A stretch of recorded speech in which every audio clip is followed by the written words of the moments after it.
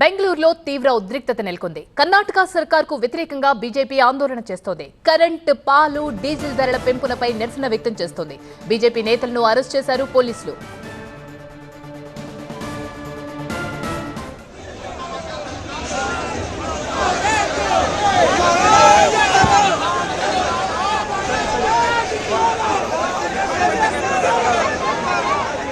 కర్ణాటక కాంగ్రెస్ సర్కార్కు వ్యతిరేకంగా బెంగళూరులో బీజేపీ భారీ ఆందోళన చేపట్టింది. గ్యారంటీల అమలులో విఫలమైన సీఎం సిద్ధరామయ్య సర్కార్ ప్రజలపై ఛార్జీలను పెంచి పెను భారం వేసిందని మండిపడ్డారు. ఫ్రీడమ్ పార్క్ నుంచి నిరసన ర్యాలీ చేపట్టారు. అసెంబ్లీ ముట్టడికి బయలుదేరిన బీజేపీ నేతలను, కార్యకర్తలను పోలీసులు అరెస్ట్ చేశారు.